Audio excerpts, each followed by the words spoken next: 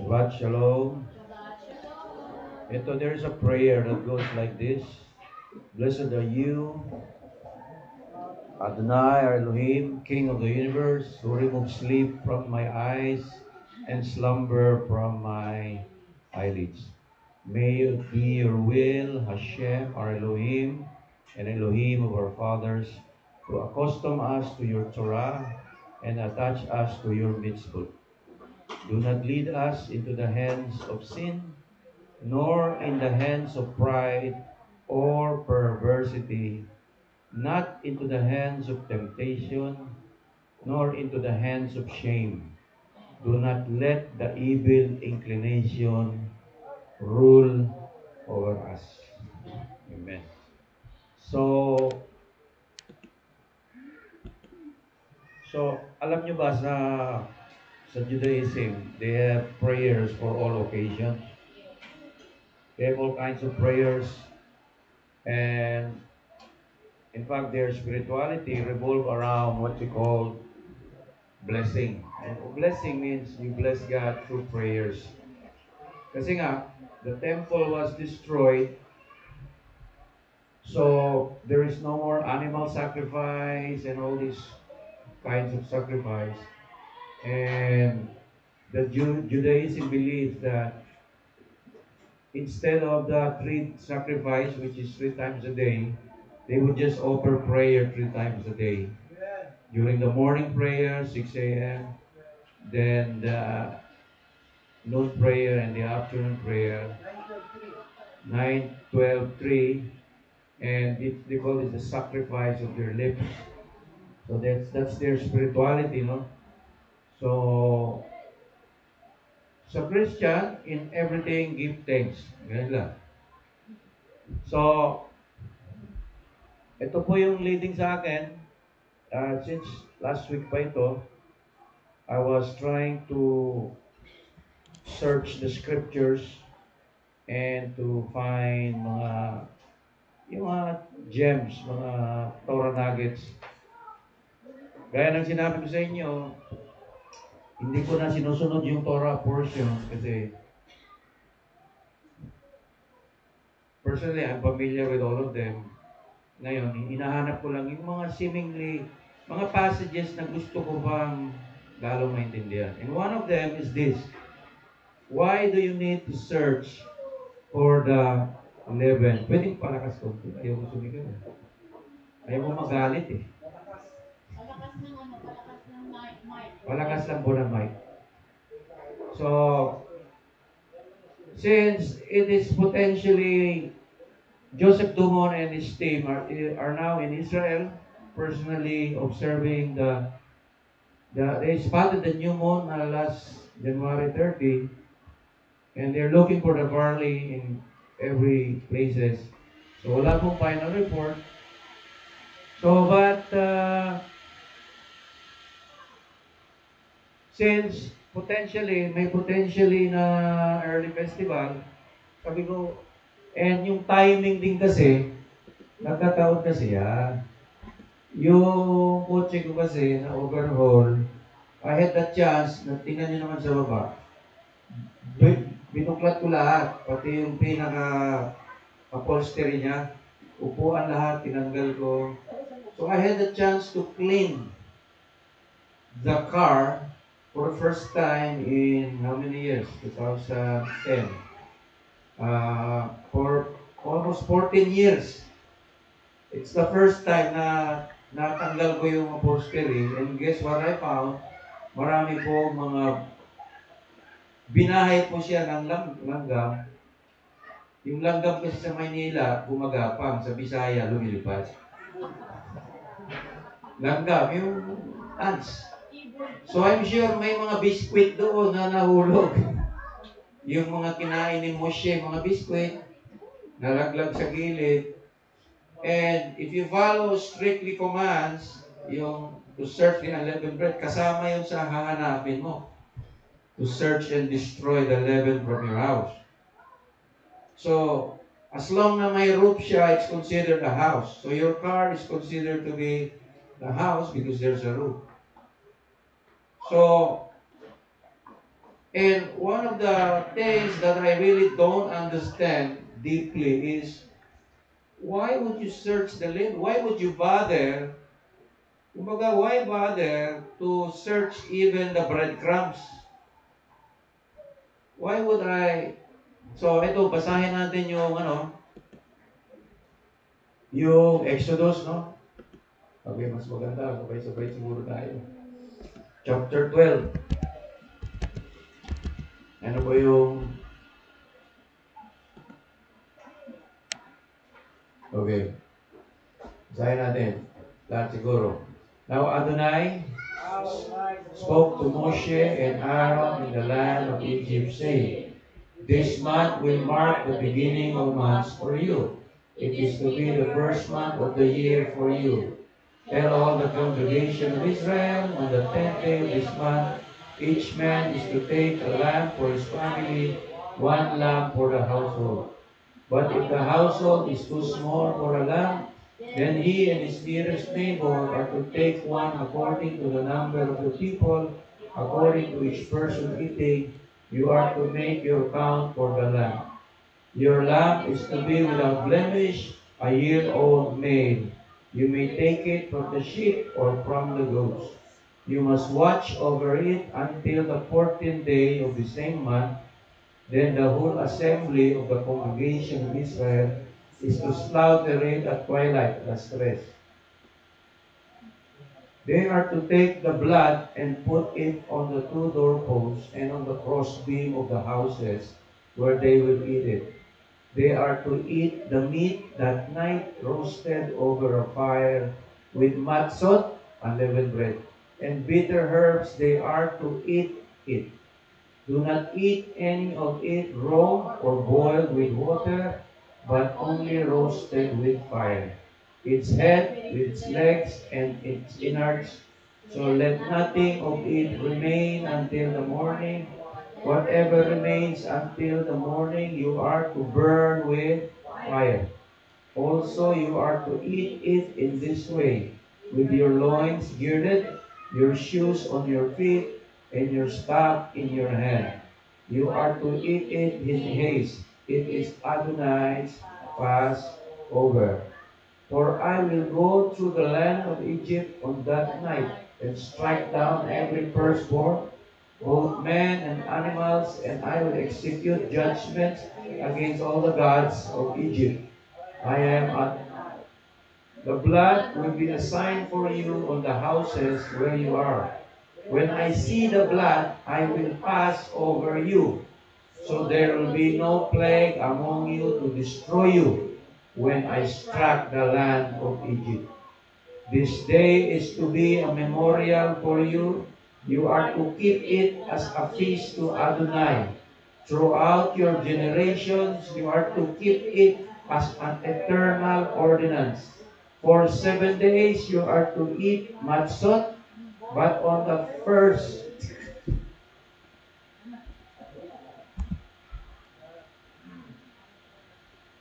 yeah, okay, but on the first day you must remove kamets, yung kamets yung badura, from your houses. For whoever eats kamets from the first day until the seventh day, the soul will be cut off from Israel. The first day is to be a holy composite assembly for you as well as the seventh day.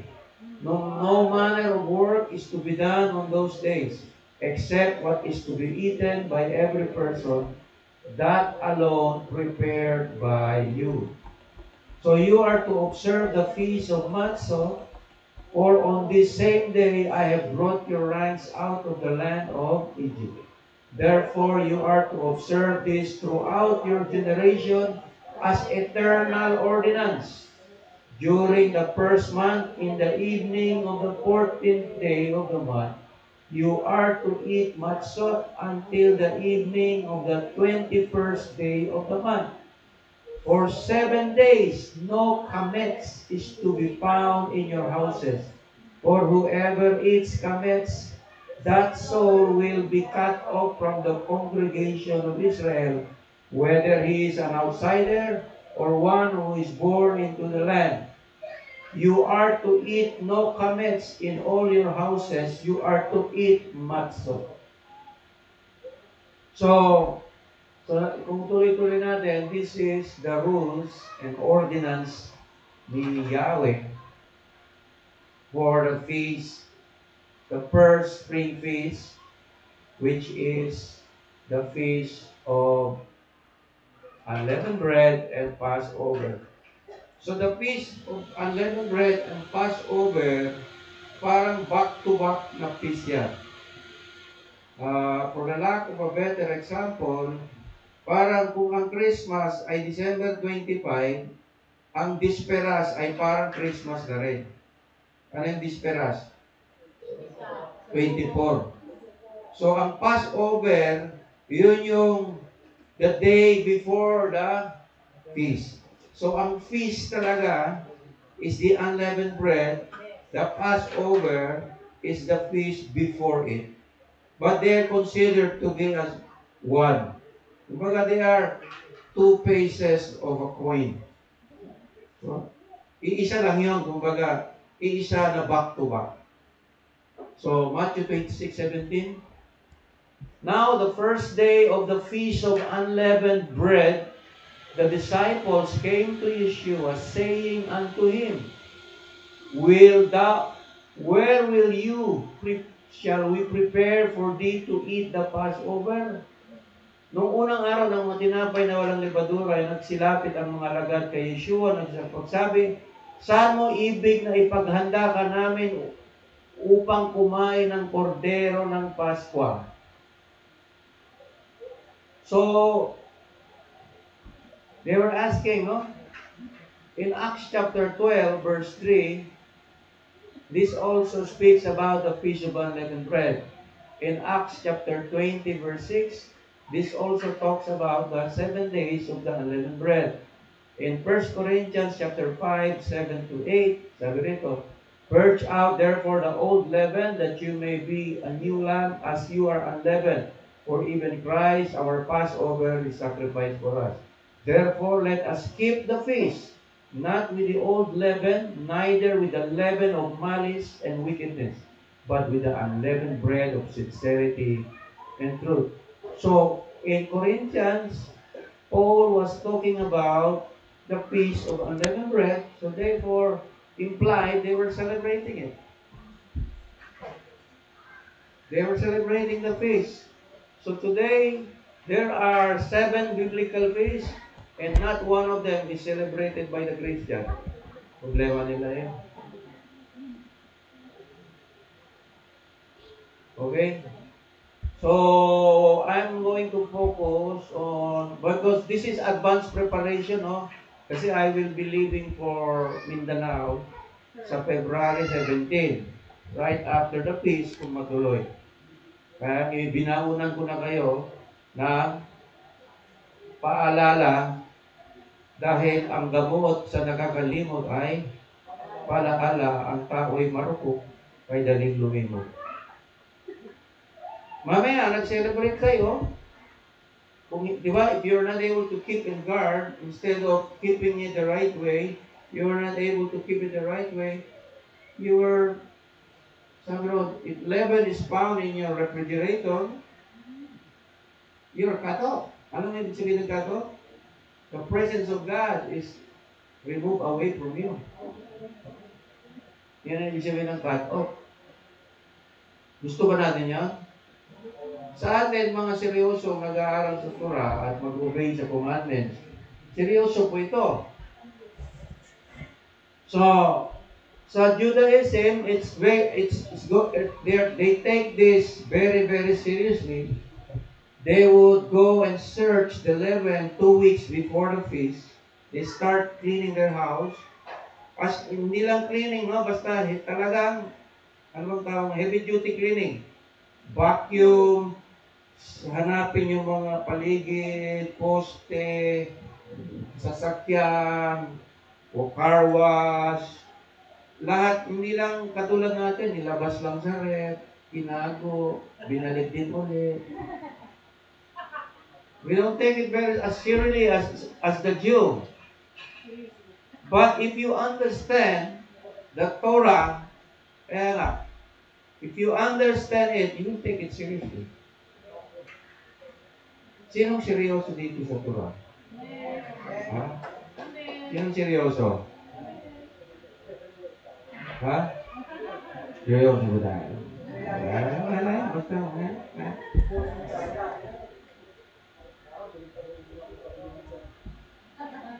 So, the one of the things that is mysterious about this commandment is no kamets is to be found in your possession. No? Seven kamets means that sour yeast. There's no single yeast is to be found. Ano ba yung aking kwan? Yung Moshe, ito na lang siguro yung stick ko. Nandito kayo po yung mga pwede dito. No, for 7 days, no comets is to be found in your houses, for whoever eats comets, that soul will be cut off from the congregation of Israel, whether he is an outsider, non-Israelite, or one who is born in the land. You are to eat no hamets. Inulit na naman. Alam mo, when a commandment is being repeated, ang tawag niyan sa Hebrew grammar ay intensifying commandment. Hindi lang siya imperative. Imperative means commanded. When a command is being repeated, it intensifies it even more. Kumbaga, emphasize. Siguraduhin nyo. Sino nagko-command dito? Patunay. Siguraduhin nyo walang makikita. So, kung may tindahan ka, sari-sari store, bantayan mo yung mga bawal ng sa possession pa lang, lalo na magtinda. Diba? Sa Israel, lahat ng grocery store, lahat ng produkto na may kamets, inaalis sa sa grocery store during the feast. During the feast of unleavened bread, very expensive ang mga bread products sa Israel. In Israel, if you have a kosher certificate, that means if your business is kosher business, if you don't follow these rules, your business permit can be revoked or canceled for not obeying the Torah. Okay? A business is not a business if it does not follow Torah. In Israel, a McDonald's should be closed on the Shabbat. Not only it should serve kosher beef, kosher chicken, it should be closed on the Shabbat. If a McDonald's opens on Shabbat, it's not a kosher McDonald's anymore. So iba ang rules doon, no? Because naintindihan nila, Torah ang, ano. So let's focus what is kamets.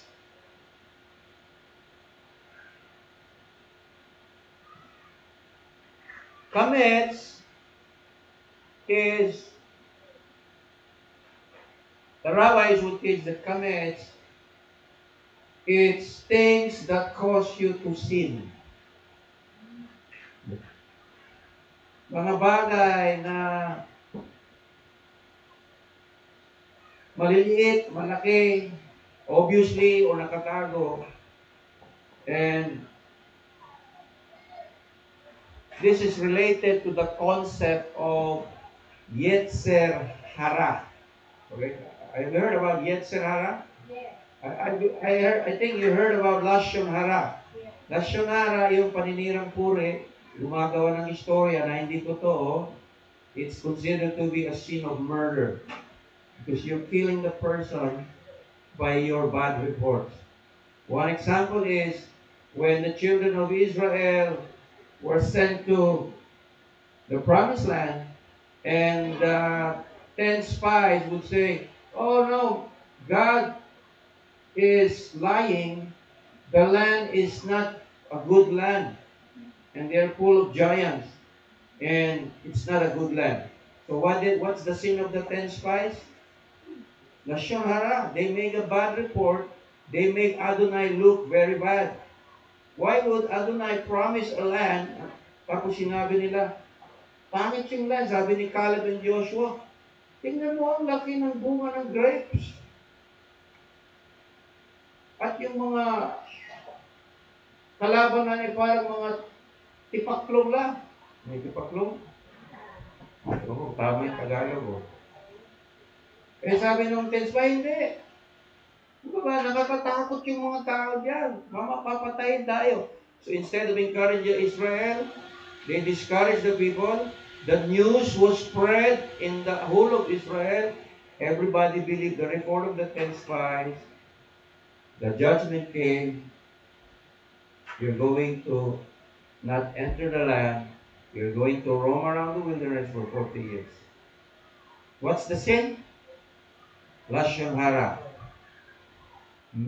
Bad report. Okay? So, hindi mo basta-basta mong kasalanan yung lashon hara. Okay, we'll deal for that. So, but this one is Yetzer hara. Yetzer. Can you say Yetzer? Yetzer hara. So, hara means evil. Lasyon yun. Lasyon, tang. Evil tongue, lasyon hara. Paro, ra. Paro. Evil mouth. So, ang paro is meaning literally evil mouth. Kumbaga, bad mouth. Hindi bad breath, ha? Parang lumalabas sa bibig niya ay puro kasamaan. Oh. So ito, Yetzer. Yetzer means inclination to do evil. Or, sa Christian terminology, sinful nature. Or fallen nature. Or the flesh, yung laman. Kasi yung nagkakasala po ay tinatawag na yung hilig ng laman. So we will once we understand this is the brilliant teachings from the Torah. Pag naintindihan po natin ito, no? So, in Jewish mindset, Jewish thought, each person, Jew and Gentile alike, is born with good and evil inclination. Ang tawag din ng Christian ito, original sin. Original sin. Yung bang, di ba, mga bata, kahit hindi mo, pag pinanganak yung bata, talaga makulit na po yan. Di ba? Palasaway na talaga yan. Yung bang, meron talaga siyang nature na hindi maganda. Makulit, pasaway, sirain. Normal yan sa bata. Di ba? Si Moshe, nung 2 years old, sinakay namin sa front seat, ginanon yung light, yung rear window, ginanon ni Moshe. Basag. So, bibili siya ng mga toys, mga bako, sirain niya. Diba, kanina, nakita ko yung anak ni Denzel, yung ako, ginanon yung traktora Sika So, nakita mo, no? Yan yung example ng Yetzer hara. Meron lahat ng tao, meron yan. Yung palasaway, mahilig sa kasalanan, hindi yun. Ganon, no? So, ang tawag niyan, Yetzer hara, evil inclination. Ngayon, napansin mo, sa Jewish mindset, ganito po yan. Kasi kailangan magkaroon kayo ng Hebrew mindset para maintindihan ito. Okay, let's begin with the basic Shema principle. When you pray the Shema, Shema Yisrael Adonai Eloheinu Adonai Echad. You are actually saying God is one.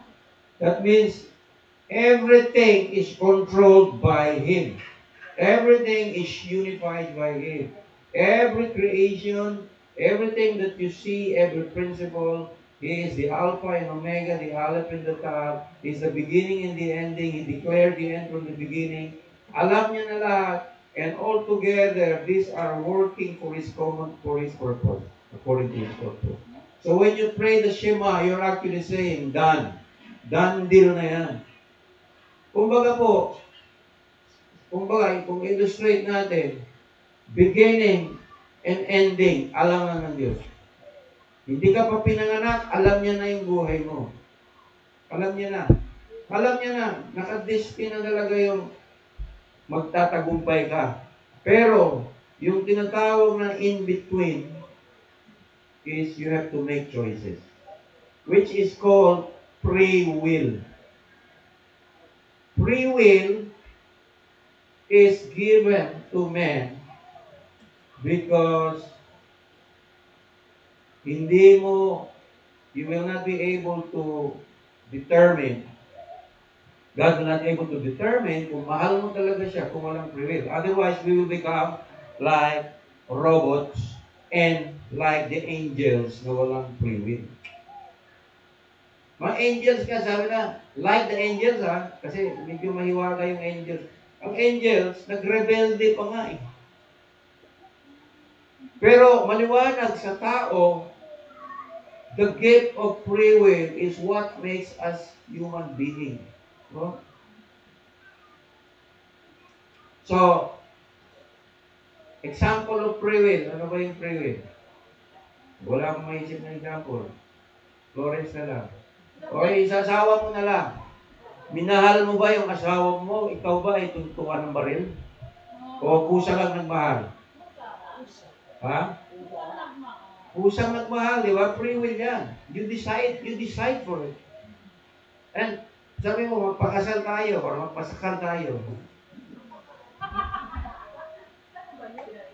Joke lang po yun. So, pag sinabi mo, Adonai, Echad, everything is determined by God. Everything. Kaya may kasabihan, ginusto ni Adonai, pinanganak ka sa mundo, hindi ginusto ng tatay yan. Hindi nila alam kung ikaw nga yung pinanganak eh. Basta lumabas ka, yun na yun eh. Hindi ka rin namili kung sino yung magulang mo.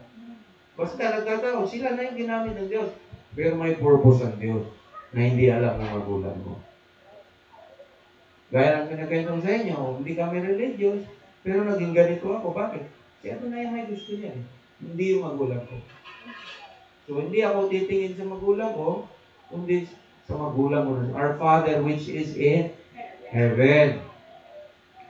So, the good in six times, alam mo, ang mga rabbi, pag nag-aaral ng Torah, they would study every word in the Torah. Every word, as in.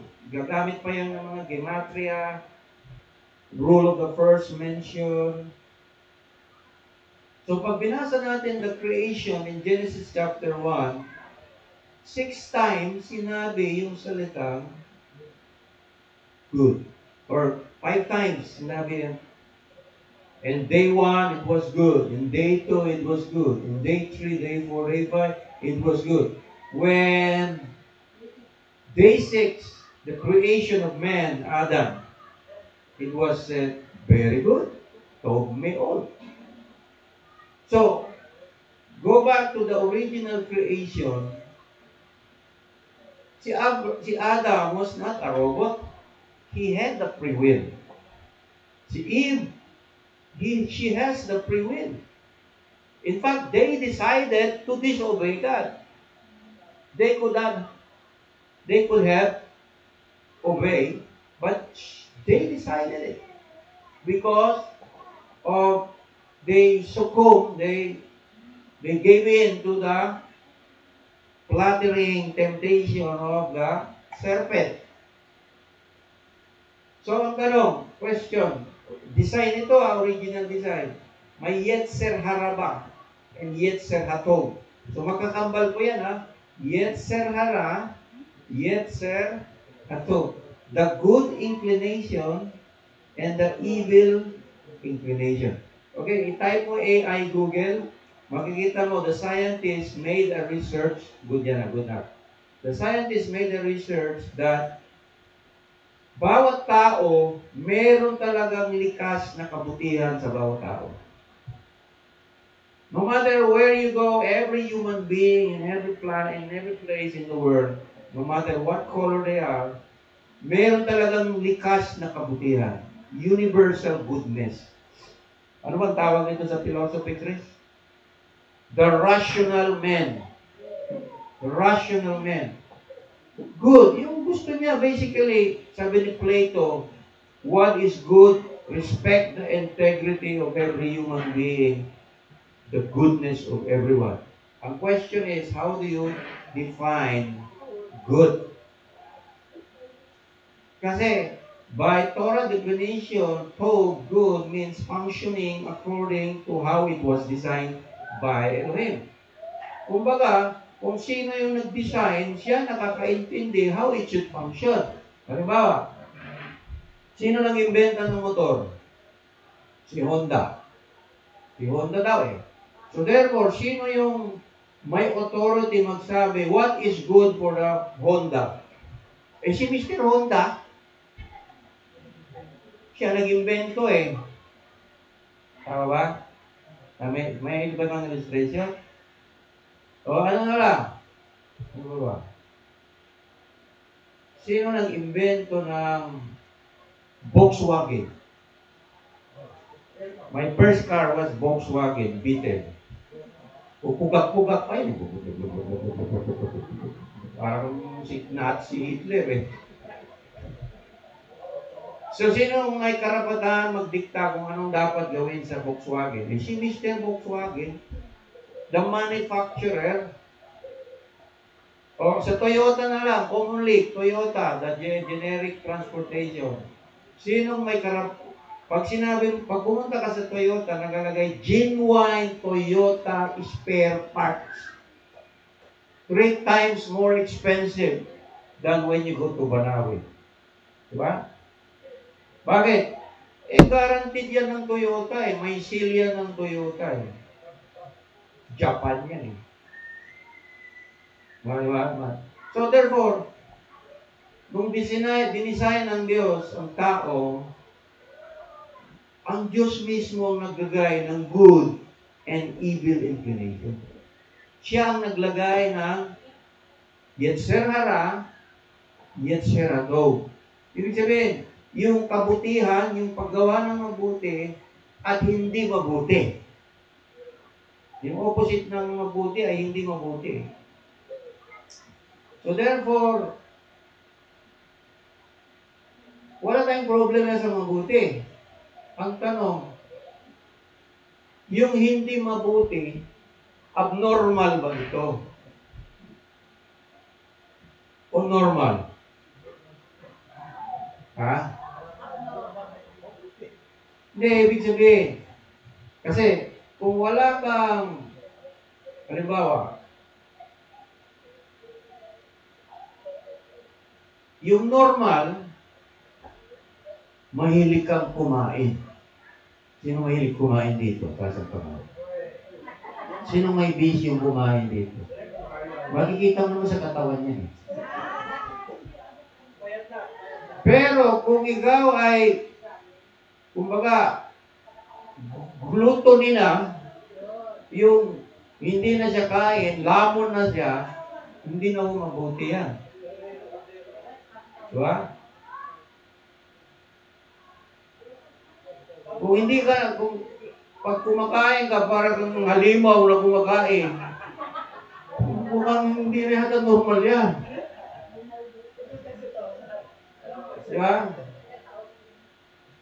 So, ibig sabihin,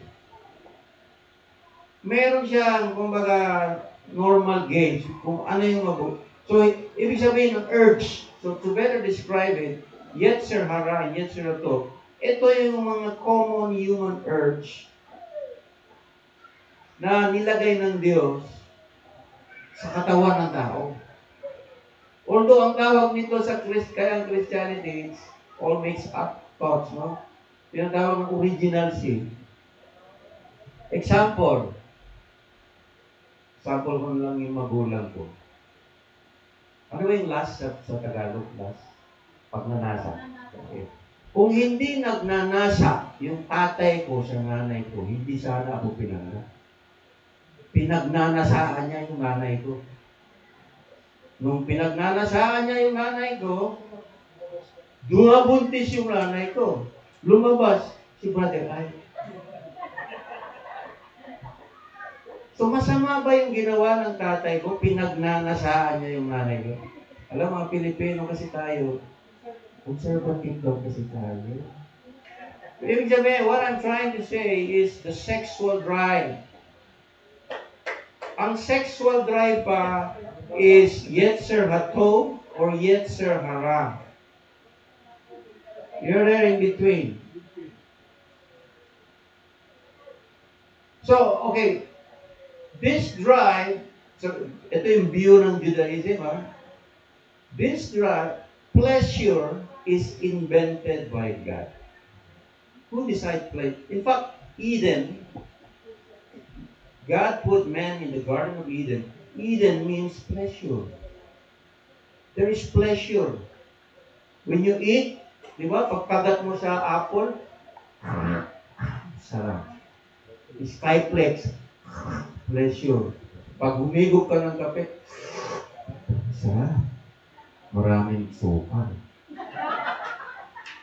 Parang Spartacus, ano yun? Yung bagong Spartame ba yun? Aspartame, yung kumain ka ng donuts ngayon, ang tamis, yung pala, hindi na sa natural sugar. Aspartame na siya. It's a chemically modified sugar. Kung kumain ka ng mga Goldilocks, mga Dunkin' Donuts. Pero pagkagat mo, may pleasure, di ba? Sarap. Di ba? Kahit kagabi, nung kumain kayo, may nagdala ng buwan, ba yung spaghetti ba yun? Diba? Kagabi. Pasta na may tuna, paghigop mo, walang natira eh. Pleasure, di ba? May pleasure eh.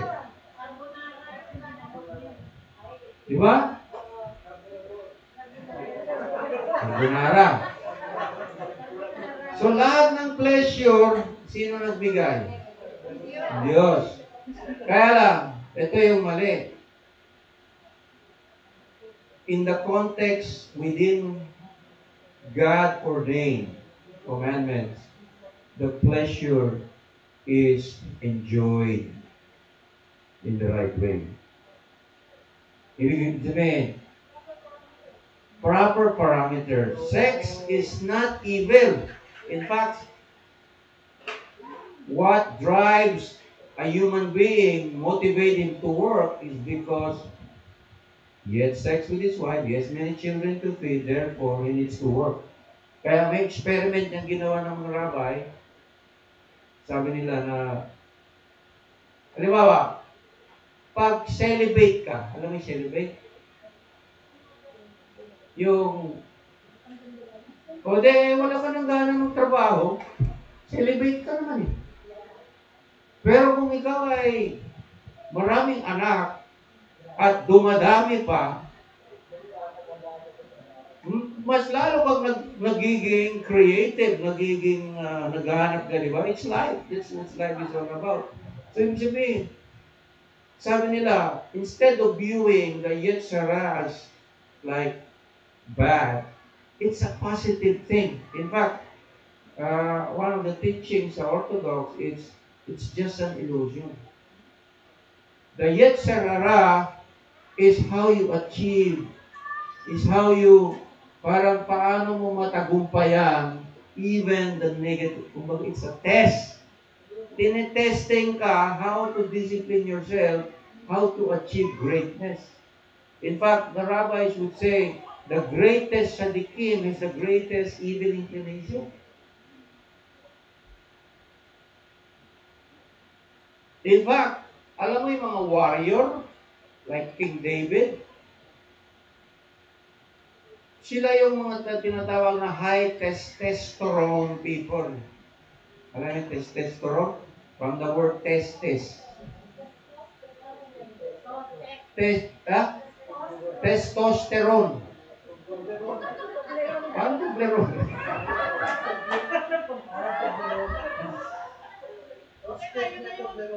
Yun. Actually, there's no malice in that. Alam naman ang lalaki, may testosterone. Tingnan mo yung testosterone ng tupa, gano'ng kalaki. Ibig sabihin, saan galing yung chemical sa katawan ng lalaki that drives him to build his muscles, to drive him toward, to motivate him. Galing yan sa testosterone. Testosterone. Parang pulveron. Ibig sabihin, it's not an evil thing. In fact, even biology is saying, doon ang gagaling yung lakas ng lalaki.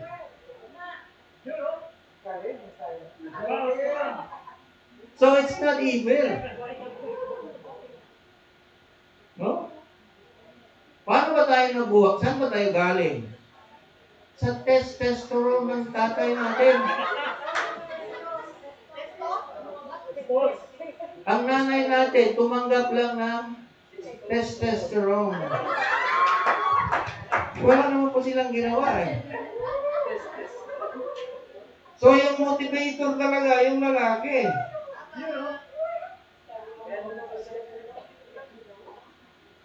So ibig sabihin, those drive, like the sexual drive, the libido, hindi mo masama yun when you use it in the context of marriage and rearing children. It's healthy. But something outside of God's design, ang tawag nyo is promiscuity. Tama ba yung ano ba, English? Promiscuous. Ibig sabihin, premarital sex, fornication, adultery, pornography. Yan na yung tinatawag perversion of God's design. It's no longer the right path, the right way. It's abnormal. Yan ang abnormal.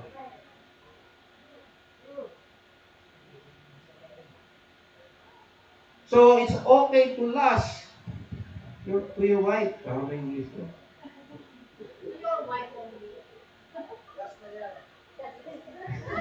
Lust, L-U-S-T. Because it's... So, how about attraction? Is attraction even? Oh, it's just part of God's design. Why? Okay. Why are men attracted to women? Me, I'm attracted to women. I'm normal. I'm no longer attracted, I'm normal already. I might be as well celibate. Huwag kayo magsinungaling mga lalaki. Hello? Ha? Huwag ka muna ipagkita sa asawa mo. Parang dumidikit yung mata mo. Bunutin niya.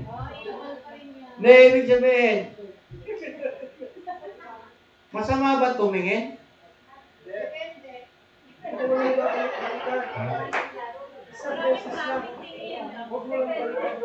Ha?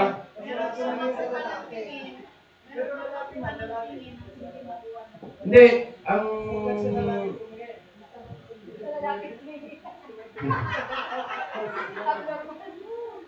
So, ibig sabihin, kaya nga nag-aasawa yung tao eh.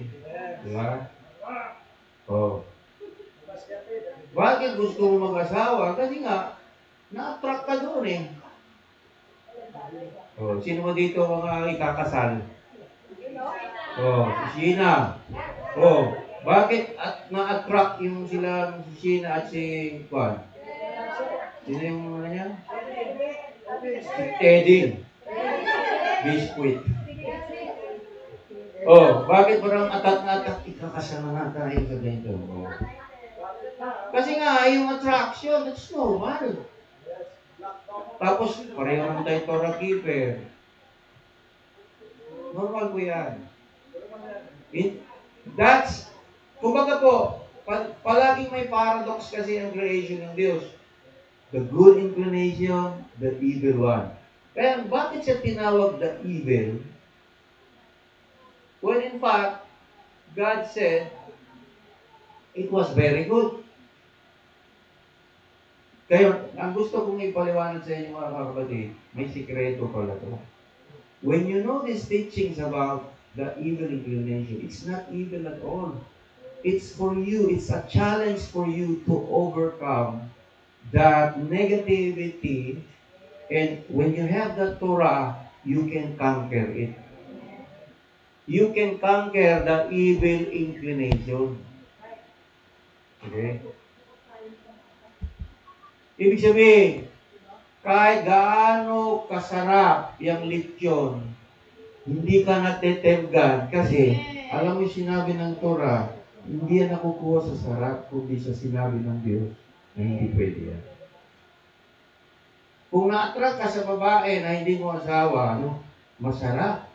Pero ano, hindi masarap yan. Sinabi ng Torah, bawal yan. So, ibig sabihin, kayong mga ginatura keeper, ang Torah is the antidote. Yun yung pangkontra sa evil inclination. Gamot. Kaya napaka-hirap kung walang Torah. Masama na yung ginawa mo, hindi mo pa alam. So the first time it's mentioned is in Genesis kay Cain.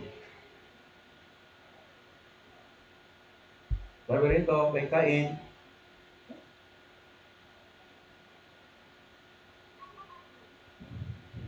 God tells Cain, isn't it true that if you do good, you shall be forgiven? Nung pinatay niya si Abel.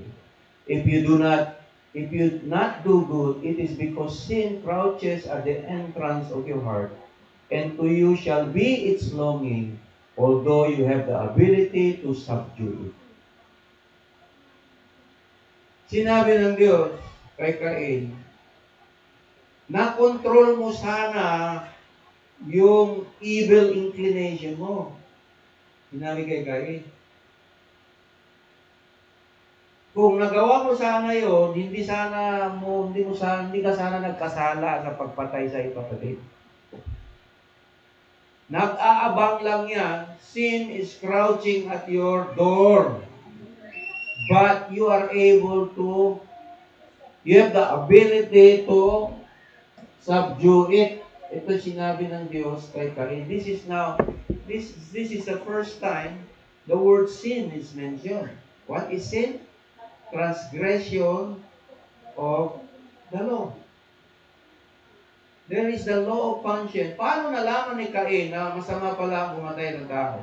Kung wala pa yung 10 commandments.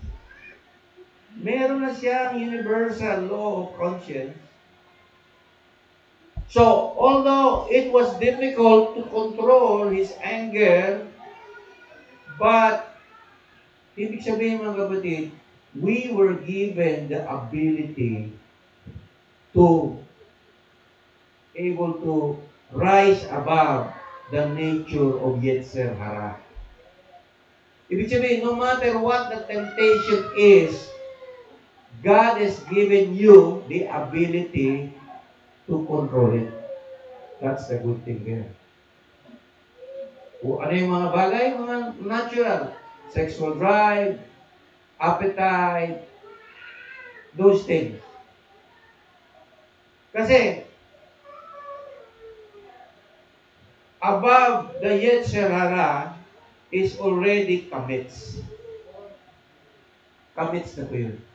Libadura na yun, na pinagbigyan mo, ano ba ang tendency ng libadura? Lumiliit o lumalaki? Lumalaki, lumalaki, lumalaki, lumalaki. Mamaya pupunta tayo. Three types of kamits. Kamits na malaki, kamits na maliit, kamits na hindi nakikita. Alam mo yung mahirap dyan, yung kamits, libadura, na hindi obviously nakikita. Saan yan? Nasa utak yan ng tao. Ego, jealousy, envy. Hindi mo makikita yan. Nagmamanifest na lang yan. Kaya pala pinapahanap sa atin ng comments sa PESAC, search and destroy.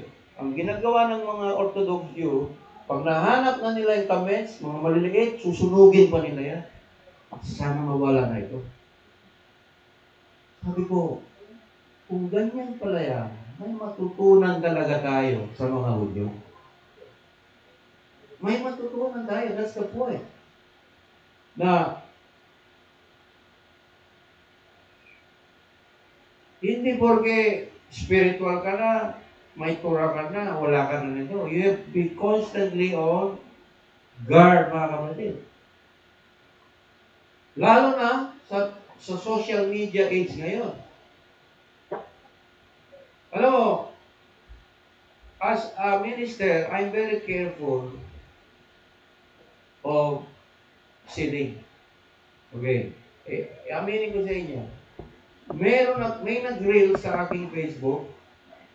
Ito yung pangalan niya, Pastor de las Siete. Espanyol siya. Pastor siya, parang Pastor de las Siete. Kumbaga, the seven pastors sa Spanish. Guess what? Ano yung naka-display? Babae nakabikini. Kasi parang yan ng friends ko, Christian, Messianic. Remember, I have 6,000 followers in Facebook. And they are from all walks of life. They are male, female, Messianic, Christian. Karamihan Christian and Messianic, Torah keeper, Orthodox. Yung mga hindi ko na friends, binubura ko na. Hindi ka naman friends eh, hindi ka naman nagre-reply. Burak, binubura ko na. Hindi mo talaga friends yun. Kunwari lang yun. Kasi wala ka naman dagdag, di ba? Yung nag-shalom ka, hindi nag-reply, ang isang taon, hindi mo friends yun. Hindi mo na friends yun. Kasi we are using social media for our advantage, which is, marketing. Basically, to communicate to people nowadays. In fact, Facebook is the most widely used social media in the world today. No? So,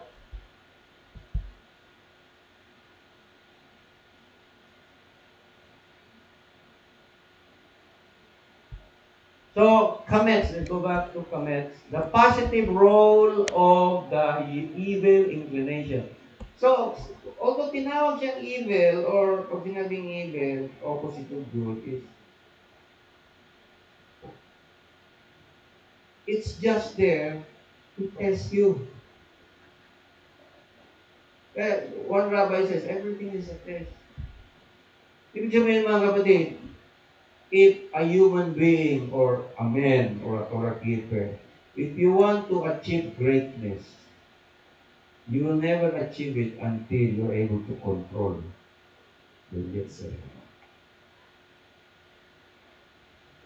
Will you look at pornography if you know wala namang mapapala dyan? Yetzer na yan eh. Oh, no, paint that way. Diba? It's just the plot of the devil. Diba? So, ganun ka, kumbaga, ang mundo ngayon, lalo na sa Amerika, ginawa nilang normal. Hindi ho yung normal yun. Abnormal po yun. Pornography is abnormal. There's no good benefits to that. That's perversion. Ay, lalo na yung mga transgender. It's way, way above perverted na talaga yan.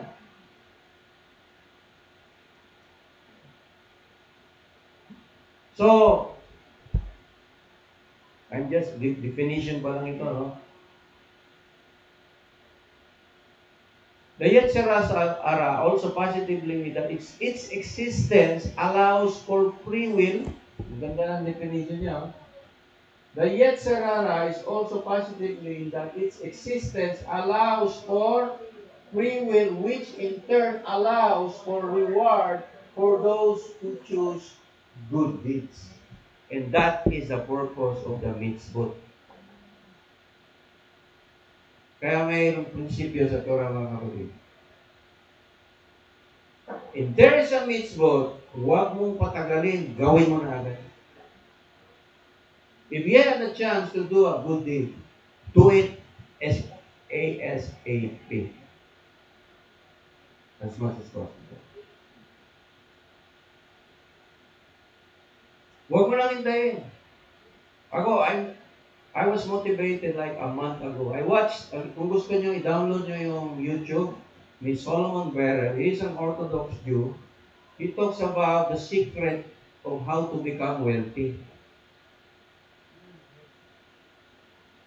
So this is Orthodox Jew, hindi to Christian pastor na nag-preach ng prosperity gospel. Parang ano na yan, masyado na na-abuse yan. This is an Orthodox Jew who is a businessman in New York with the Jewish community. He made a film called The Secret to Being Wealthy. Of course, I'm interested. I want to become wealthy because wealth is not evil. And sabi, kumbaga, yung tinatawag na, okay, Yetzer Hara. Ang Yetzer Hara is, I want this. I want this. Or, I want to be wealthy. Kung wala kang drive na ganyan, hindi ka asenso. I want to be poor. I want to be ordinary. Ibig sabihin, you can use this negative inclination for your benefit. Use it as a motivating factor. And mga Hudyo, ganun. They are not afraid to be wealthy, pero they know how to obey the mitzvot. So, ang sabi ni Beryl Solomon, you can download the video, how to become wealthy. And it says, the secret to become wealthy is to give to charity. Ibig sabihin, 10% of your income must go to the poor. You give to the poor. Kaya lang, sabi niya, advantage sa amin mga Hudyo, we have different kinds of charity that is controlled by the Jew. Kaya hindi kami nag-aalangan magbigay because another Jew is operating a hospital na kung magkasakit kami, diyan din kami pupunta. I might as well give my tithes to that hospital. There's an orphanage there, on a home for the aged. We will give 10% of our income to the home for the aged. In fact, pag kami tumanda, diyan din kami pupunta. So we might as well have the home for the aged. Kumbaga, nagsisirculate lang yung kanilang pera sa Jewish institution. Kaya sila nagiging control many institutions. Hindi yan ang wala tayo. Kasi how can you give to charity na may control? Hindi mo naman kilala. Diba? Diba? Yung mga orphanage, hindi mo naman kilala. Wala kang tiwala eh. Pero sabi niya, you have to give to charity. So I practice it since I was motivated by it. Pinapractice ko ngayon kahit kanina yung diploma.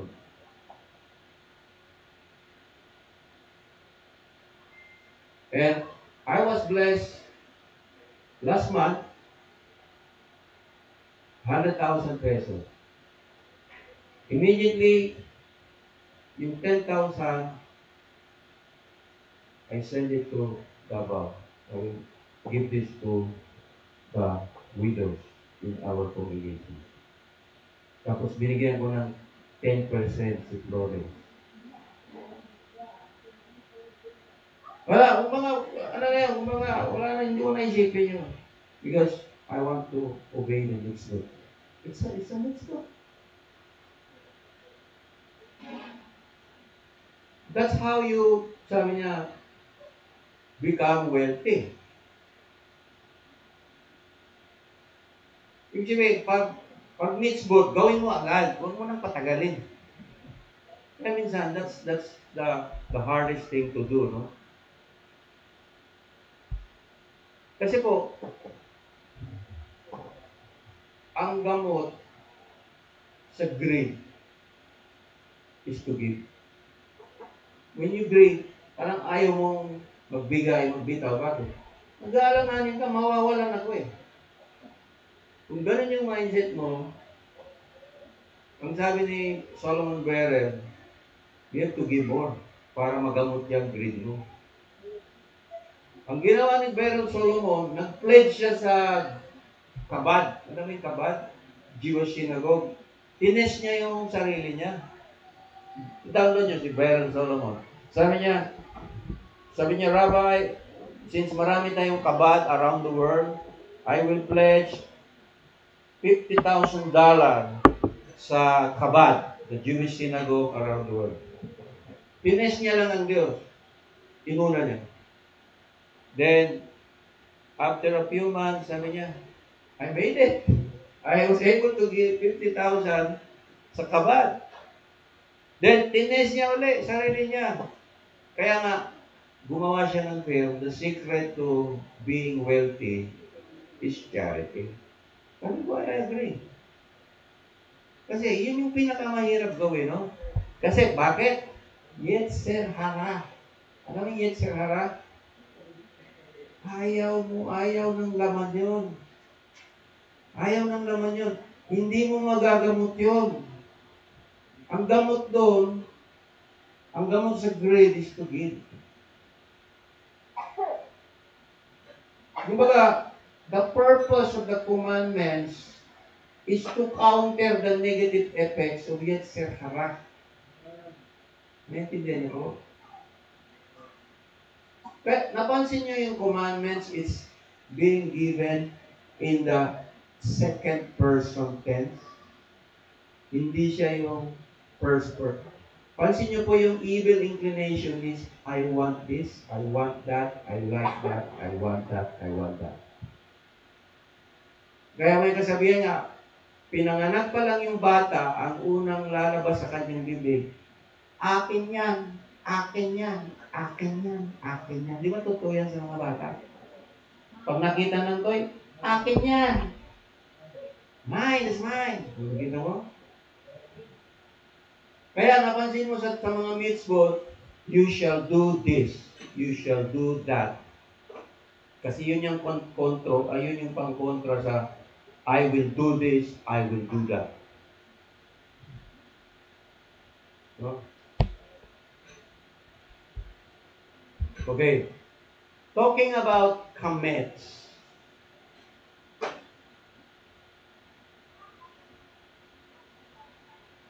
Without the Yetzer hara,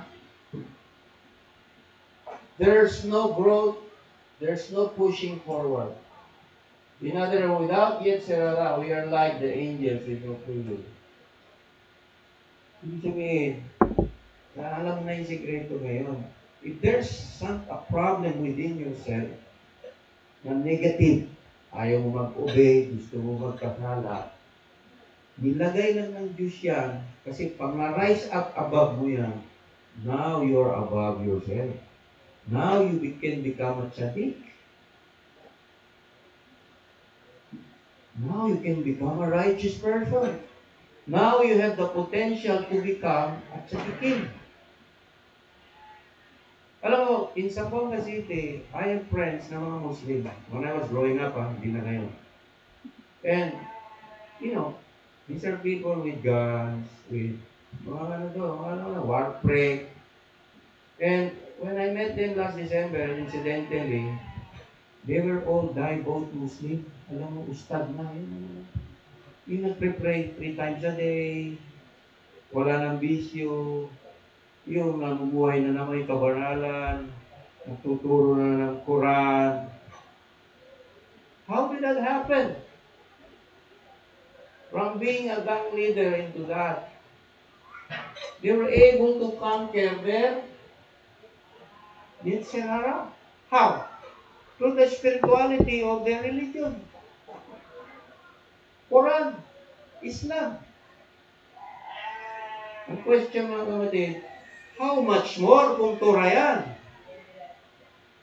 How much more the power to become a tzaddik? Tzaddik means a righteous person.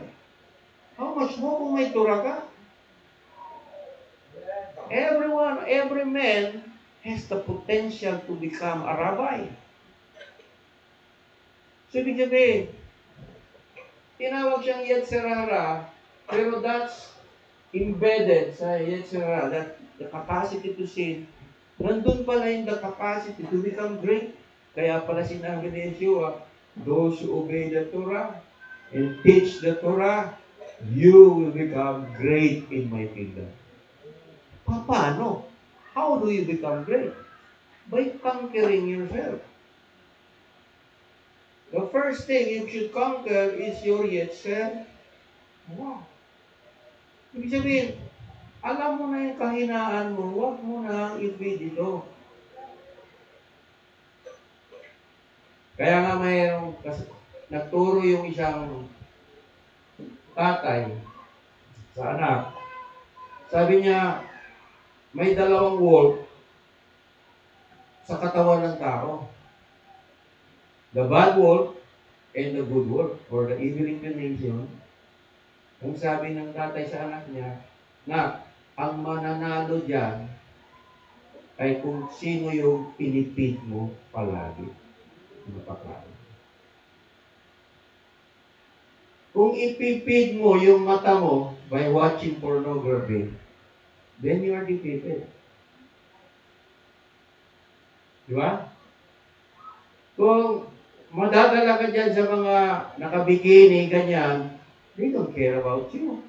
They just want to destroy you, to distract you. Sabi ko, that's wala. Do you have time for that? When you can achieve. Like, halimbawa, binigyan na tayo ng opportunity, 1 in a million opportunity to become a Torah keeper. You know, not everybody is being given opportunity. Will I trade this in 1 day, in 1 minute? Papayag ba ako, sarili ko, na 19 years ako nag-Torah and you want to destroy it in 1 day? Of course not. I want to achieve. Kumbaga, if you have a goal, you discipline yourself. Kung may goal ka. Vision is what keeps you motivated. Without vision, without self-discipline, you'll not be able to achieve your vision. Kaya all the distraction, walang ano yun. Those that are not related to your vision, they are nuisance. They are all nuisance. They are a waste of time. Now you know what is the meaning of unleavened bread. When you then gird up your loins, don't wait for the bread to rise. This is a once in a lifetime opportunity. Live immediately. Immediately. Ibig sabihin, you have been given an opportunity of a lifetime. Go before Pharaoh will come after you.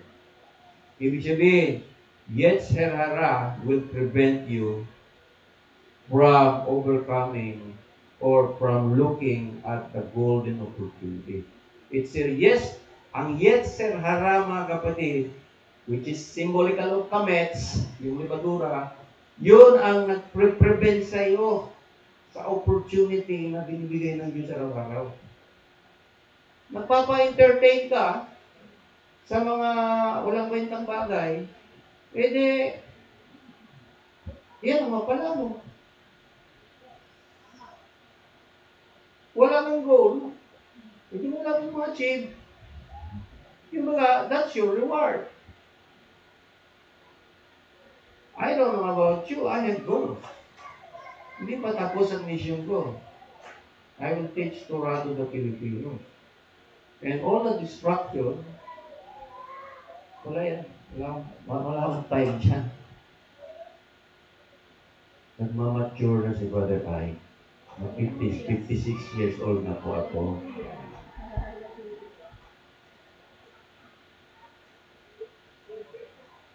Mamaya makita natin yung mga guidelines paano ka magtagumpay with your Yetzer Hara. Okay. Oh?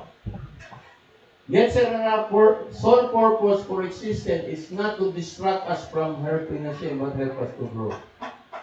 Kaya kita mo, in a positive way, kumbaga, yung negative forces ng sin, ano lang pala yun, parang, parang clutch lang pala yun. Parang clutch lang yun para mag-arangkada ka. Alam mo yung arangkada? Para move ka to the next gear. Halimbawa, na-overcome mo na. Do not look at any kind of pornography. Pag na-overcome mo yan, buwelo ka na. Hanggang ang Diyos na magdadala sa iyo, anak, ngayon, may disiplina ka na, gagamitin na kita. Pwede na kita gamitin. Kaya ang tawag niyan, disciple.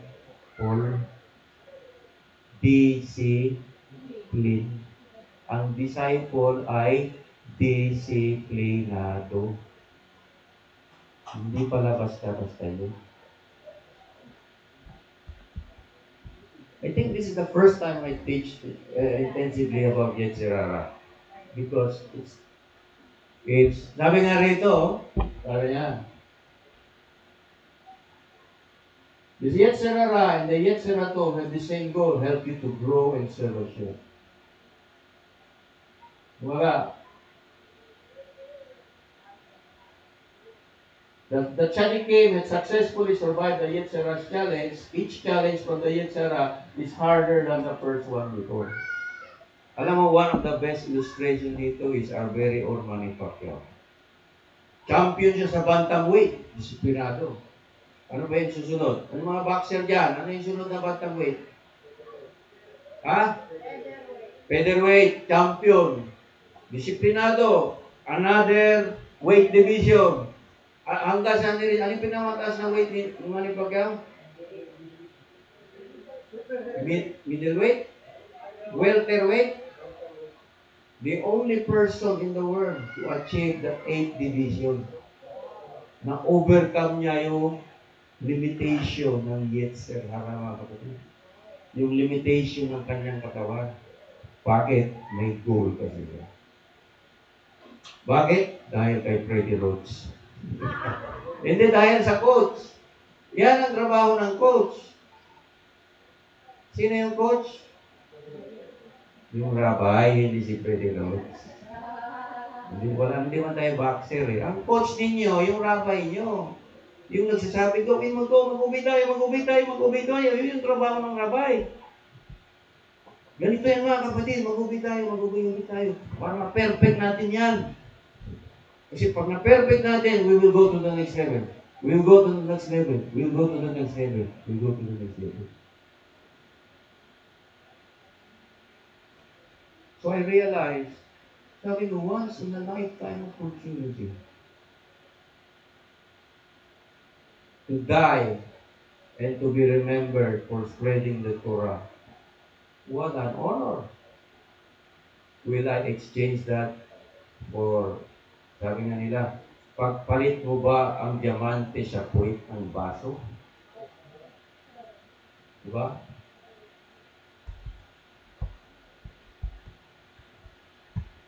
Okay. The art of fighting the Yetzirah. Ang galing, no? Marabay ang auto. Para siya, Bayakel Pekuday.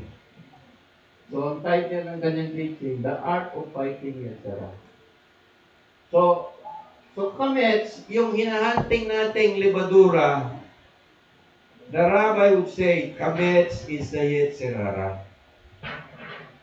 Yung pinapahanap sa atin, pag fish of unleavened bread, na 7 araw, bago mag-7 araw yan, hanapin mo na lahat yan, sunugin mo, alisin mo sa bahay yun. Ibig sabihin, you have to be conscious of all these negative things around you. What you see, what you hear, your sins, your hidden sins, your bad mentality, your disobedience. You have to be honest with yourself on that day. Anong sabi ng Torah? Because if there's any kamets found in your possession, you will be cut off. Sabi ko, ganun pala katindi yan.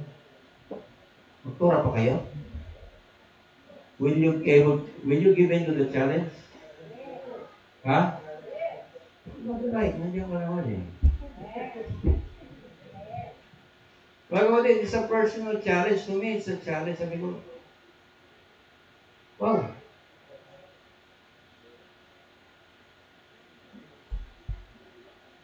Okay.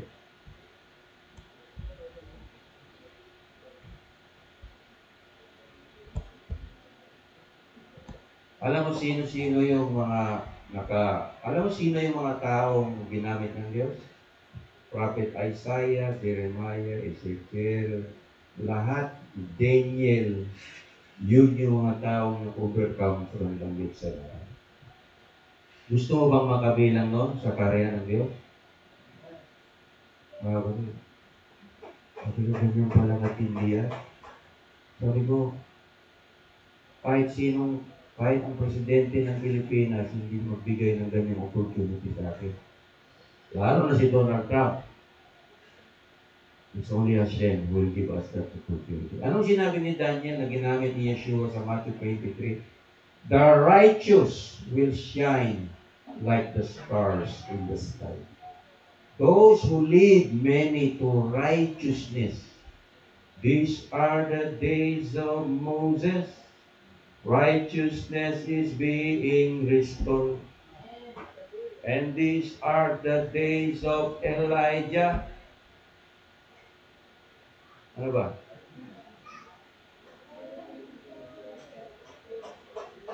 Ano ang huling mensahe ng huling propeta sa Biblia? Alam niyo ba? Sino ang huling propeta sa Biblia? Malakay. Sabi ng pastor, malaki. Malaki magbigay ng tithe. Malakay. Anong sinabi ni Malakay? Remember my servant Moses, who gave you the law in Mount Sinai. All the law. Hindi lang tithes, pastor. All the law. Remember, before the coming and dreadful day of the Lord. Hindi, tama po yan. The Torah, the law of Moses is now being restored globally, mga kapatid.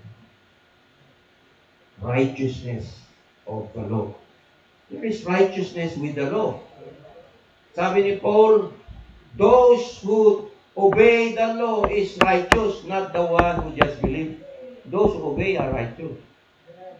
Ibig sabihin, apply natin. Paano ba mag-obey ng Feast of Unleavened Bread kung hindi mo hanapin yung libadura? Mag-umpisa yan sa literal. Hanapin yung mga pandesal sa bahay, mga bread, mga chicharon, mga pasta, spaghetti, noodles. Sino dito naglilinis ng rep pag Feast of Unleavened Bread? Alam mo, suggestion ko, kung keeper ka talaga, linisin mo yung refrigerator mo bago mag-Feast of Unleavened Bread. Sino Di ba ako yung coach nyo? Gusto nyo maging coach? Hindi ka pwede maging champion kung hindi ka mamiglarang coach. So, mga kapatid, kung mag-festival ng Feast of Unleavened Bread, suggest ko, yung baliktarin nyo yung refrigerator nyo. Hindi, kasi sabi rito, walang libadura dapat makita sa tahanan nyo. Seryoso yun. Kung meron daw, ang presensya ng Diyos ay aalisin niya sa iyo. Ang ibig sabihin nun, mawawalan ka ng proteksyon.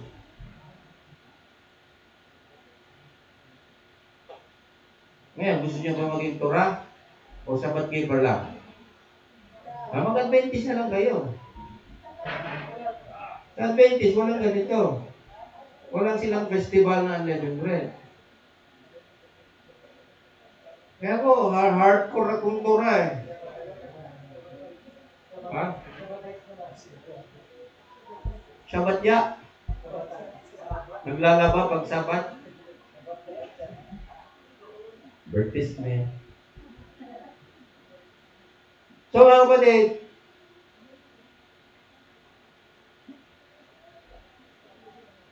Kamets is symbolic of yet iconic of the Yetzer Hara. Getting rid of kamets in any way, shape, or form help us to rid ourselves of the Yetzer Hara.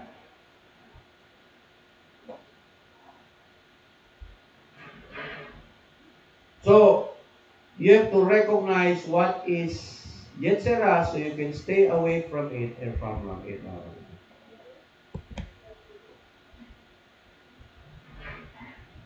So, ito yung sinasabi na ibig sabihin mga kapatid, kung hindi ka raw marunong mag-control sa sarili mo, you're missing out every good opportunity in your life. Kasi tingnan nyo the original piece of unleavened bread. Di ba, ang unleavened bread, sabi nga nila, it will only take 18 minutes. Pag sumobra ka ng luto ng 18 minutes, maalsa na yan? Aalsa na yan? Ibig sabihin naman kung nag-late ang Israel ng 2 minutes, during, di ba, ang bilis ng proseso, gird up your loins, get out of Egypt right now. Don't leave any space and time. Do not let the blood rise. Go out immediately. Ibig sabihin, do not let kamets have an opportunity on you. You miss the golden opportunity na binigay ng Diyos. Sabi ko, wow, ang lalim pala nitong tura. Nalaliman ba kayo? Ha?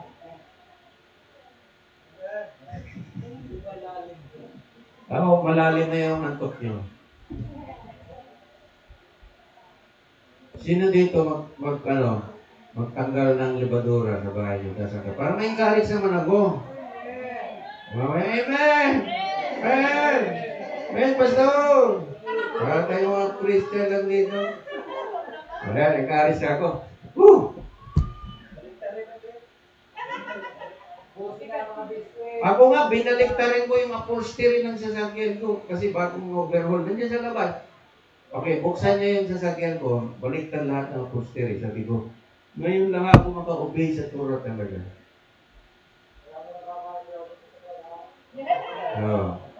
Pero bukas, bibili ako ng Skytrax, kaya yan ang nirenta ko pag wala na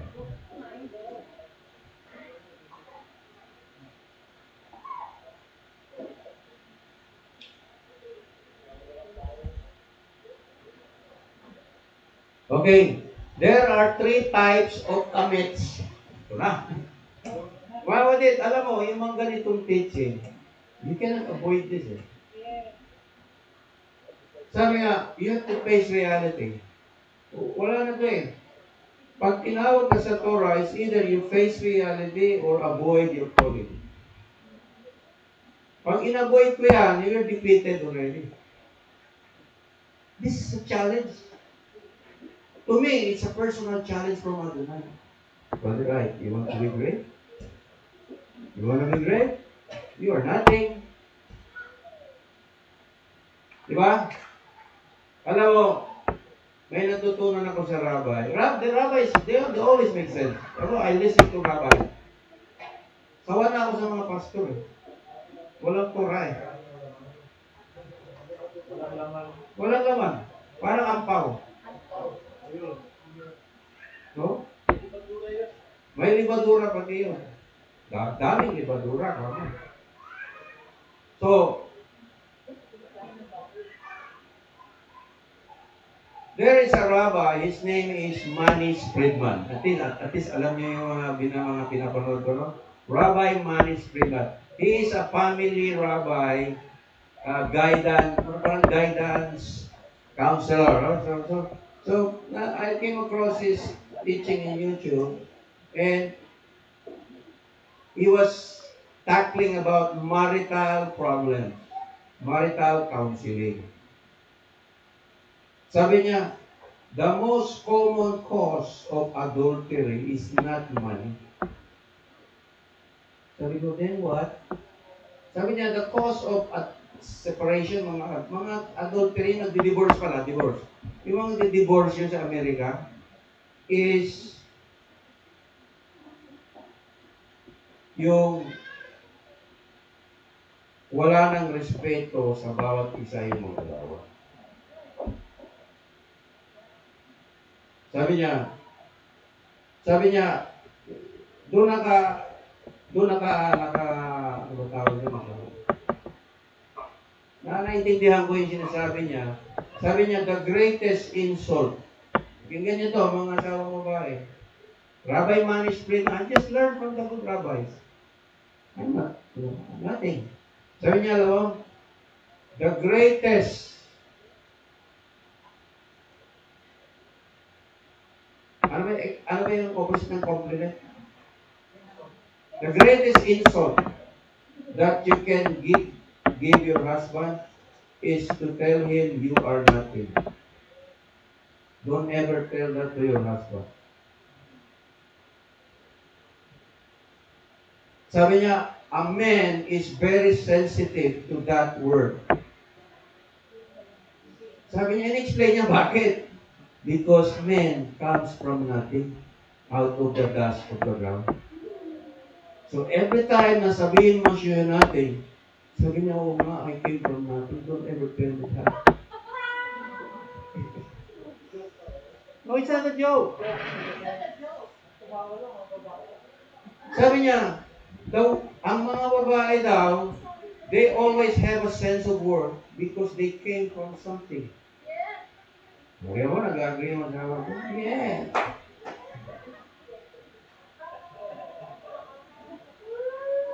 Kaya kung may kaya nga, sabi niya, gina-counsel na yung mga mag-asawa, sabi niya, kaya pag may ginagawa yung asawa mo, huwag mong turuan. Halimbawa, nagpupukpok yung asawa mo ng gumagawa siya ng karpintero. Sabi mo, ganito yan. Sabi niya, parang sinasabi niya, you are nothing. Sabi niya, pag may ginagawa yung asawa mo, hindi ganyan yan, ganito yan. Parang sinasabi mo daw, you are nothing. Naalala na naman niya yung, oh pala, I came from nothing. Sabi niya, doon na nagsisimula na yung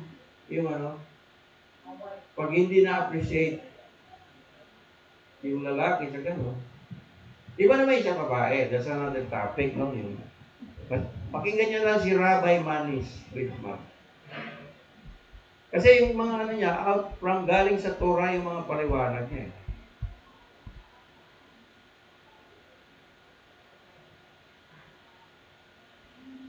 So, okay, three types of kamets, the parallel of the three types of Yetzer Hara. Ano yung kamets? Libadura, pampaalsa, yeast. There are three kinds. Kamets that is kasayit, the size of a matchbox. Kamets flavor, that is the walls in your eating utensils. Kamets that is less than a kasayit, that you do not see, you are not aware of. You are not obligated to search it and get rid of it, but we try to get rid of ourselves in any way we can as we are forced to do. So na yung mga kapatid, this is the goal. Grabe pala yan. May mga Yetzer Hara pala na hindi mo nakikita. Example, kayabangan. Nasa isip natin, dapat ma-wash out mo yan ba? Hindi na pala humility yun. What ibig sabihin, you have to be consciously aware palagi. Oh, yun din ba, nasubrahan na natin sa yung mga, all this mga gawin. Ano why? You know why? It all boils down is, sabi nga ni Rabbi Bergson, God wants to bring you to the forever kingdom.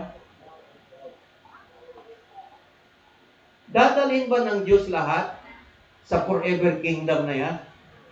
Kung hindi sila magpa-training? Dadalhin ba ng Diyos? Sabi niya, papasukin ba yan niya yung lawless people sa kanyang karya? Who calls me Lord, Lord, we have cast out demons in your name, na wala kang training in righteousness at Torah. It all boils down, mga kapatid, is, in fact, Ito po yung pinaka-mystery niya. You know why Christ came? Why Yeshua came? He died and rose again and resurrected. If you read the Torah, even the New Testament, ang design talaga ng Diyos, first Adam and the second Adam. Si first Adam, yun yung galing sa alikabok, out of nothing. The second Adam is Yeshua na galing sa langit.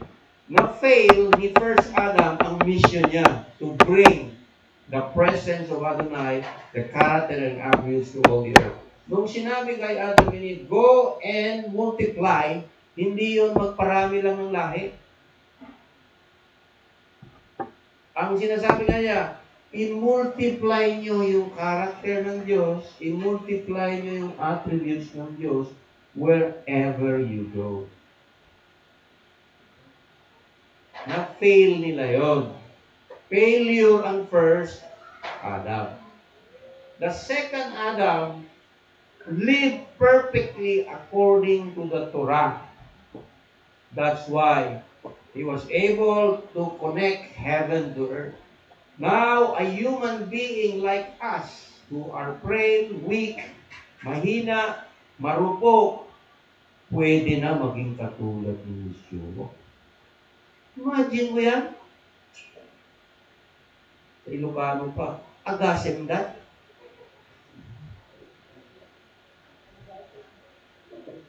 Biro mo. So, I can tell you mga kapatid, ito akin lang to, correct me if I'm wrong. Mamaya, pag nagsama-sama yung menu. The currency in the kingdom of God is not Bitcoin. It's not gold. It's not XRP. It's not dollar. What is the currency in the kingdom of God? Gold is just on the streets. You walk, wala pong pawn shop sa heaven. Iksahin mo, ginto. And this is my idea lang after studying the Bible for like 19 years. Character. That's the bottom line.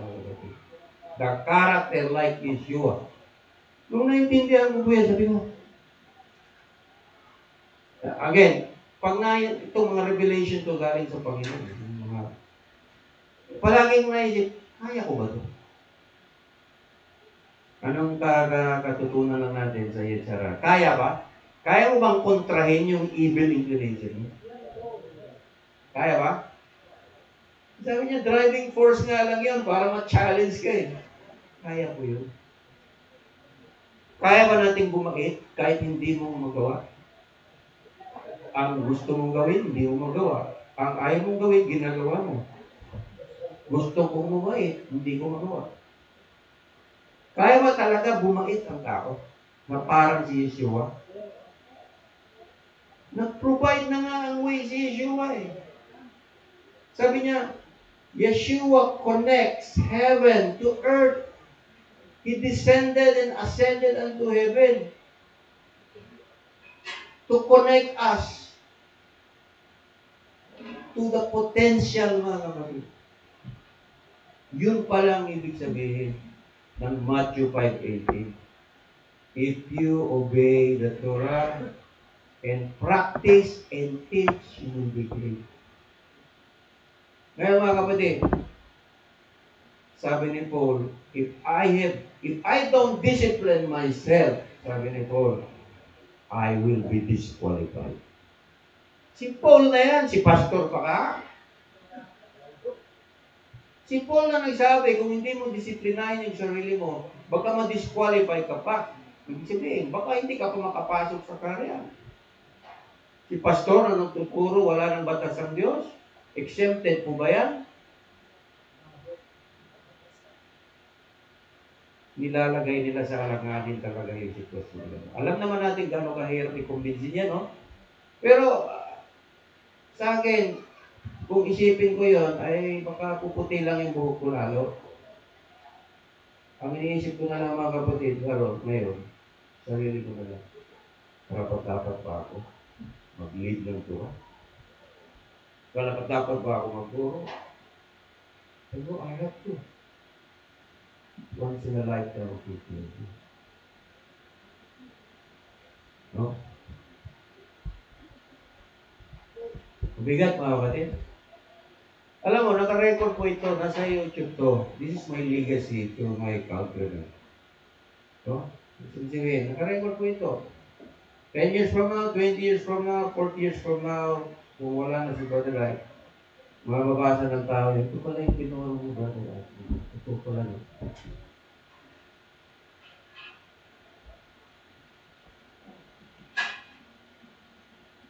Kaya, ano ba yung sabi nila yung sa grade daw? Di ba, hindi kasi uso sa Pilipinas yan eh.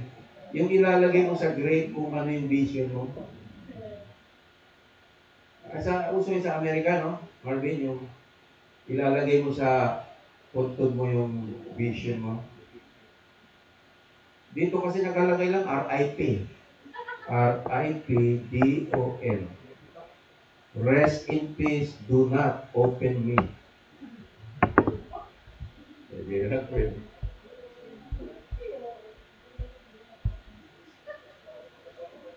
Okay, ito na mga kapatid. How you can fight Yetzer-Hara. Ang sabi dito, how you can fight the Yetzer-Hara. This is how you fight Yetzer-Hara. Number 1, be aware. Ang sabi ni Yeshua, you heard what the Torah says, do not murder. I tell you, do not be angry with your brother. So pag galit ka na talaga, dapat maunawaan mo, anong kasunod nito?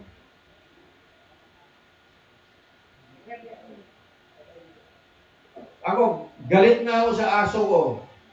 Kinain yung ulam. Tapos ang baho-baho, hinigaan yung upuan ko. Yung kama. Anong kasunod doon? Kumagat ng tao. Death penalty. By lethal injection.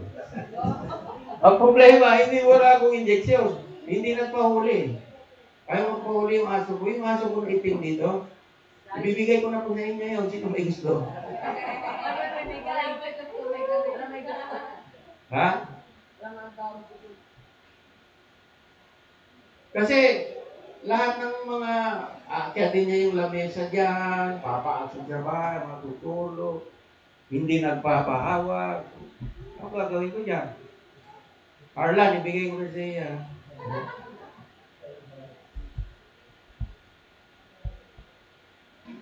Kasi may anak naman siyang 5, the new generation. Yung si Isayin, mamamatay na yun sa wilderness. Yung 5 niyang anak, yun yung papasok sa promised land.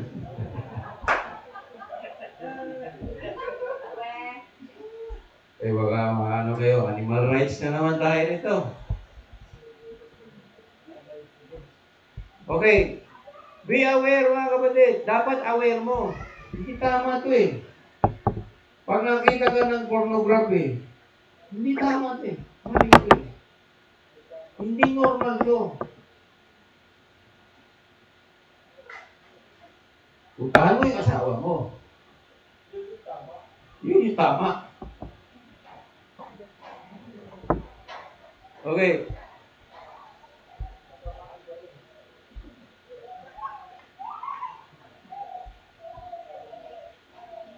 Pero sabi rito, avoid bad friends, bad places, bad internet filter. Ako na-realize ko mga kapatid, sabi ko, alam mo, sabi nga ng Rabbi, you can learn Torah just by observation.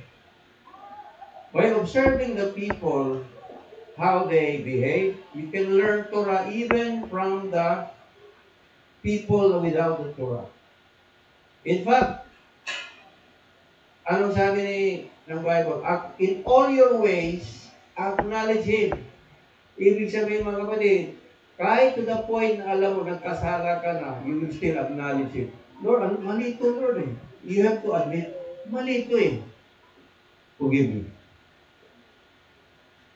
In all your ways, you have to be aware. Kasi the moment you say, okay lang ito eh. Pag sinabi mo, okay lang to, you're not facing reality, mga kapatid.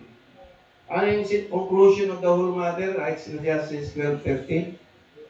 This is the conclusion of the whole matter. Fear God. The duty of man is to fear God, keep His commandments, for this is the whole duty of man. For God will judge the good and the evil things that everyone has done. God is going to judge the wicked. Alam mo, it's better for God to judge you now than to be in the judgment day. You better be, pa-judge ka na ngayon. Kaysa sa harap ng Diyos, huhukom ka, it's too late. You have to, kung ano yung mali na ginawa natin, ay hindi ko na isa-isahin niya, lahat tayo meron niya. Aamin na wala tayong ligtas sa Panginoon. He will judge the living and the dead. Wala kang panalo eh. Mabuti, gawin mo na lang siyang kaibigan. Anong sabi ni Yeshua? I now call you my friends. Because the kingdom has been revealed to you. You are now my friend. Who is your mother? Who is your father? Those who hear and obey is my mother, is my brother, and my sister. At the end of the day, mga kapatid, ang tunay na magkapatid, yung Torah keeper. Yun yung Torah family mo. Yun ang tutulong sa'yo.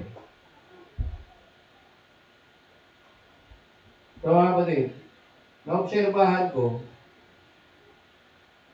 yung, ibig sabihin mga kapatid, yung marunong mag-overcome ng Yitzhara, sila yung tinatawag na matalino sa harapan ng Diyos. Hindi sila nagpapadala sa kahinaan. Wow!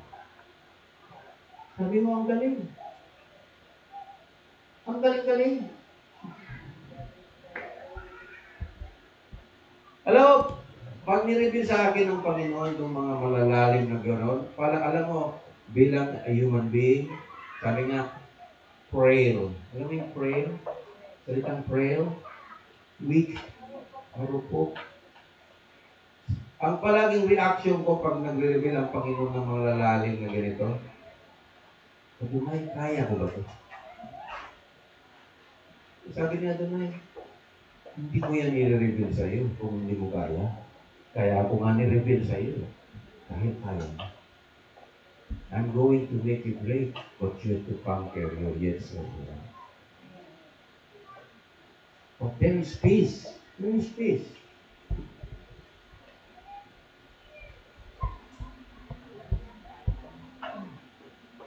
Alam mo, okay. Ang malakas ang Yetzirah, mga kapatid, mga lalaki. Kasi may testosterone. Ha? Testosterone. Parang Toblerone. Kasi yun yung agresibo yung lalaki. Ito yung mainit na dugo eh. Ang babae, wala namang problema eh. Sa tingin ko eh. Babae, nasa bahay lang. Paglutuan ka lang. Tapos, tatabihan ka lang. Tapos, lalambing-lambing lang sa'yo yan. Tapos, budget. Oh. Alam mo itong challenge sa lalaki ito. Lalaki ito.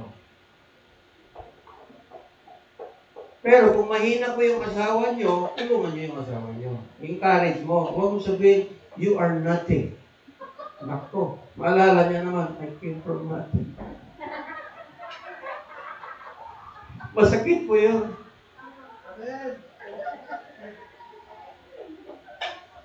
You are a copycat. Great peace bell lagi tayo. Okay. Okay. Ito yung mga Torah teaching talaga, mga kapatid. Kaya sabi rito, Hametz quietly, unnoticedly, doubles and triple its original size. Pag hindi mo siya i-watch out, lalaki yan. Lumulubog ko yan. Ngayon, mas nahirapan ka na i-control na yan. Kumbaga, kung i-apply natin yan sa actual mga kapatid, kung matakaw kang kumain, di huwag kang lalapit sa pagkain masyado. Di ba? Kung matakaw kang uminom ng alak, di huwag kang kumapit sa alak. Eh, yung, lagyan mo, op, dito ka lang. O pala. Napansin ko kasi yung mga kapatid, nung alumni homecoming sa Ateneo de Zamboanga, nagkatunan doon ako. So, nandun yung mga kaklase. Maraming lamesa. Ang dami. Siguro hindi lang siguro mga 3,000 alumni nandun. Mga lamesa ng mga professional, karamihan. So, may mga table, nandito yung mga achievers. Alam mo yung mga achievers? Judge, doktor, general, attorney, mga well-off. Kasi, mapansin ko, ito yung mga tatalino sa klase namin. Nandito naman, sa kabila, yung mga less achievers. May napansin ako, Marvin, doon sa mga achievers, meron silang mga alak na mamahalin. Pag umiinom ng alak, yung mga achievers, konti-konti lang. Ikim, kwento, gano'n-gano'n pa. Mag-iisip, kasi maraming mga obligasyon yun eh. Pumunta ako dun sa kabilang table, mga hindi achievers, bumabaha yung alak. As in, bumabaha. Wala nang bukas to. So, nakita ko yung difference. Sabi ko, yung table ngayon, yung mga visionary, kaya kinokontrol yung sarili kasi bukas, may obligasyon pa yun eh.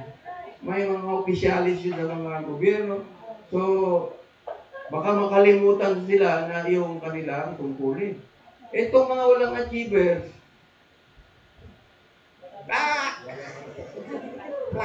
oh, bad. So now I see the difference. I learned something. Sabi ko, I want to be like that. Mga achievers.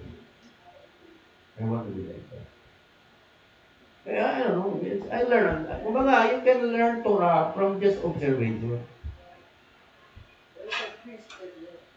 Ha? Doon ako sa mga achievers. Ayan sa lamesa ako ng mga achievers. Okay. So mga kapatid. Okay, next level tayo. Mag-iwan namin ng pabaon sa inyo bago ako. May 5 minutes pa tayo. Torah, itong Torah. There are many kinds of sacrifice in the Torah. This is the complicated Torah, no? You have the feast offering, bread offering, animal offering, wine offering, all these sacrifice in the Torah which are very complicated. All of them ay walang commits. The rabbis are observing. Most of the sacrifice that kasi pag sinabing sacrifice, hiningin ng Diyos na ialay mo sa Kanya. Walang commits. Anong ibig sabihin nun? Ayaw niya ng commits. Hindi sa Kanya pwede i-offer yun. Hindi mo pwede i-offer yung kasalanan mo sa Kanya. Ayaw niya. Ito yung paradox mga kapatid. I've been thinking about this for many years. Hindi ko makuha-kuha mga kapatid. Finally, I think I was able to understand it. The only sacrifice in the Torah na may commits. Guess what it is? Kung masagot mo to, magaling ka sa Torah. Anybody? The sacrifice na may commits? Rabbi Dencio Rabino. Rabino pa naman. Judge Abaring. Professor Bolanos.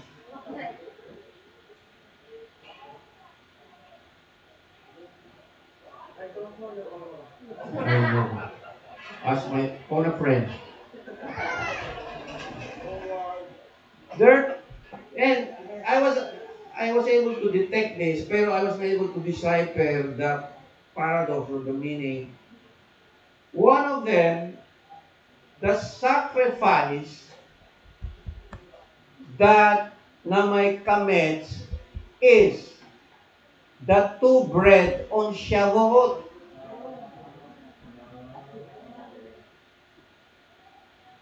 The two bread in Shavuot, inutuso ng Diyos, lagyan mo ng lebadura yan.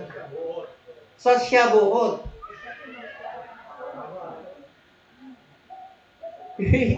Kung bakit, no other sacrifice, hindi siya pwede. Pero sa Shavuot, specifically sabi ng Diyos, bawat isa sa inyo, gumawa kayo ng tinapay, lagyan niya ng konting libadura, iwagay-way niyo sa Panginoon. And another sacrifice na may libadura, kamets, it's the toda offering. It's the, the thankful offering. Yung mga bread offering, yung peace offering, yung nagpapasalamat ka sa Diyos. So sabi nito,